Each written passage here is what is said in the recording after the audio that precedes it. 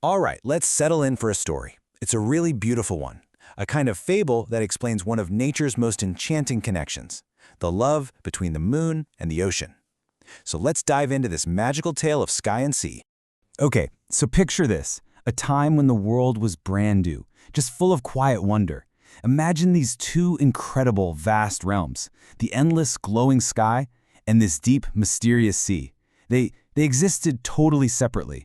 They were aware of each other, sure, but only through whispers on the wind. They hadn't really met yet. So you had the sky way up high, this silent canvas of soft blues and deep velvet indigo. And then far, far below, you had the sea, a world of rolling silver waves, singing this ancient song that, only the shells could really understand. They only knew of each other through these little hints, whispers carried by the clouds, shimmering reflections on the water. But among all the lights in that sky, there was one that was a little different. None was more curious than the moon. Every night, she'd rise, her soft glow watching over everything, sleeping forests, flickering lanterns. But her gaze, it always seemed to linger just a little bit longer on that mysterious ocean down below. And this is the first hint of their special connection. See, while lakes just reflected her and rivers kind of borrowed her glow, the ocean, it was different. It didn't just mirror her light.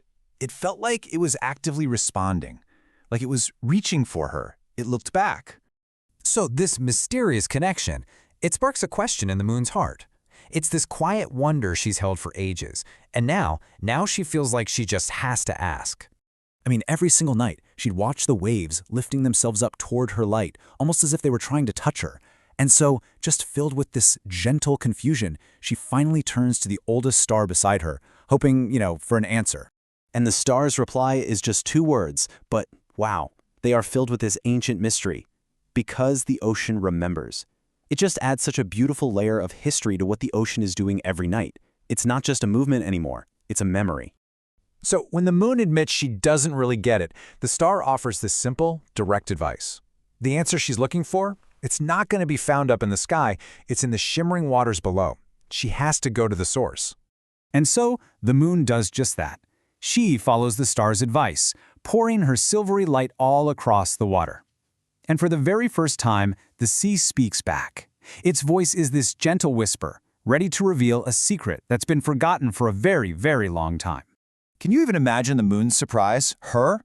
The one who had always believed she belonged to the heavens. And now she's being told this story about a time before she shone so brightly. A time when she was small. So the ocean begins to tell its story. It explains that long, long ago, the moon wasn't the celestial body we know today. Nope. She was just this tiny, frightened pearl of light that had fallen from the darkness of the night, and her own glow was still so dim and uncertain.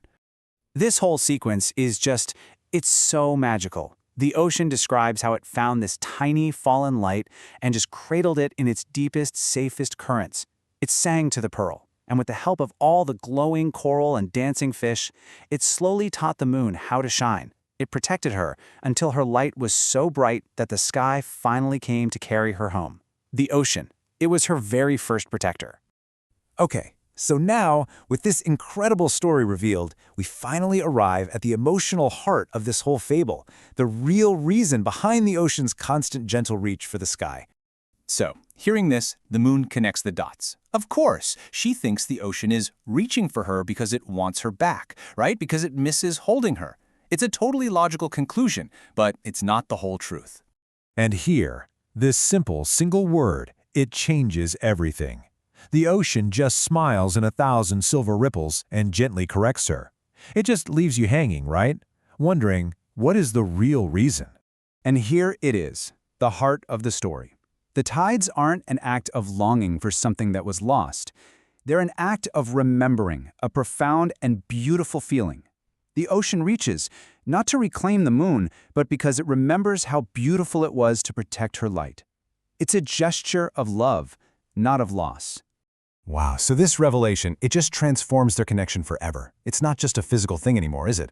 It's a shared history, a love that continues to glow across that huge distance between them.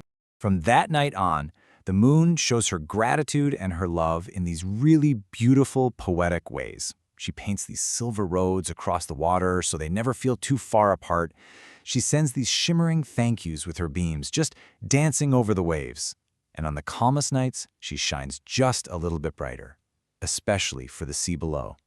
So this gives us a whole new way to think about the tides, a really emotional definition.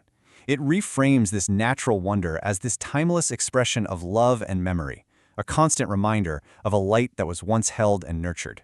It's beautiful. And you know, this is why this story really matters. The next time you're standing by the shore at night, maybe you'll see it a little differently. Maybe you'll actually feel that quiet, glowing connection, that ancient love story playing out right there between the moonlit sky and the shimmering waves. And this is just the perfect thought to leave you with. Their bond is rooted in this beautiful origin. The ocean was the moon's first home, her first teacher. It was the place that gave her the safety she needed to find her own inner light. What a truly beautiful way to see the world.